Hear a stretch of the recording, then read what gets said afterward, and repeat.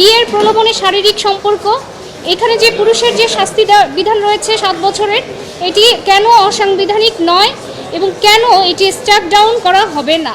এখন দেখা যেতে পারে যে একজন বিবাহিত নারী যিনি 2-3 সন্তানের মা, তিনিও দেখা যেতে পারে প্রতারণা করে আরেকজনের সাথে চলে গেছে, তারপরে বলবে আমাকে বিয়ের প্রলোভনে শারীরিক সম্পর্ক কেন করলো। এই সেকশনটা আনকনস্টিটিউশনাল। একটা শ্রেণীর হাতে আরেকটা শ্রেণীকে শোষণ করার হাতিয়ার তুলে দেওয়া হবে।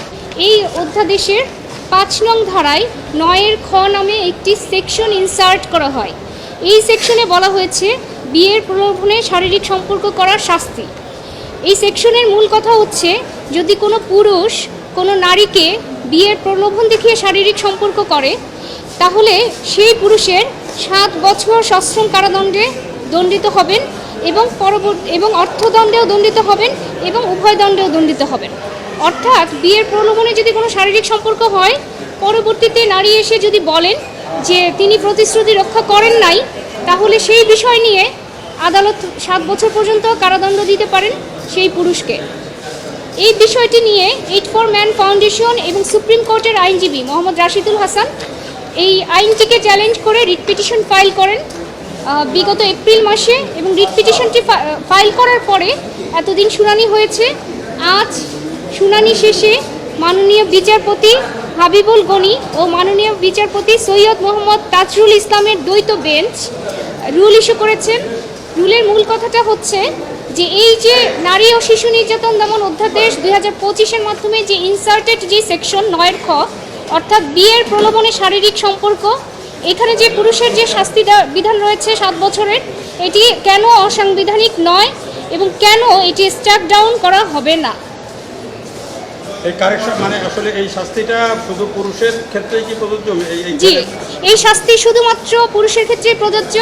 অর্থাৎ কোনো পুরুষ যদি বিয়ের প্রলোভন দেখিয়ে শারীরিক সম্পর্ক করেন, বিয়ের প্রতিশ্রুতি দেন এবং পরবর্তীতে যদি দেখা যায় যে তিনি সেই প্রতিশ্রুতি পালন করছেন না, সেটিকে এই নারী ও শিশু নির্যাতন দমন অধ্যাদেশের মাধ্যমে শাস্তিযোগ্য অপরাধ হিসেবে চিহ্নিত করা হয়েছে এবং 7 বছরের কারাদণ্ডের বিধান রাখা হয়েছে।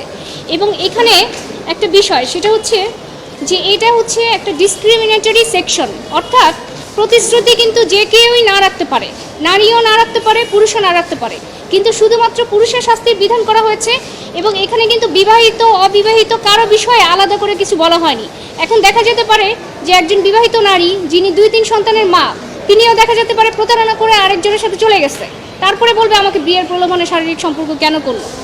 এই বিষয়গুলি আমরা আদালতে তুলে ধরেছি যে শুধুমাত্র একজনকে দায়ী করে এরকম একটা ভেগ এবং এই ধরনের ডিসক্রিমিনেটরি একটা সেকশন, যেটাকে একটা লিগ্যাল উইপেন হিসেবে ব্যবহার করা হবে, এই সেকশনটা আনকনস্টিটিউশনাল। আমরা আদালতের সামনে সেই বিষয়গুলোকে ডিসক্রাইব করে তুলে ধরেছি যে এইভাবে হলে শুধুমাত্র একটা শ্রেণীর হাতে আরেকটা শ্রেণীকে শোষণ করার হাতিয়ার তুলে দেওয়া হবে।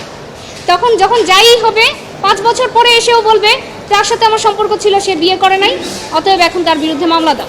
এখন কি আপনারা এই আইনটা বাতিল চাচ্ছেন নাকি এটাতে নারী পুরুষ দুজনেরই শাস্তির ব্যবস্থা আপনারা কি চাইছেন? যেহেতু নারীর কোনো আলাদা করে শাস্তির ব্যবস্থা নাই, তাই শুধুমাত্র পুরুষকে শাস্তির বিধান রেখে আইনটি আমরা বাতিল চেয়েছি।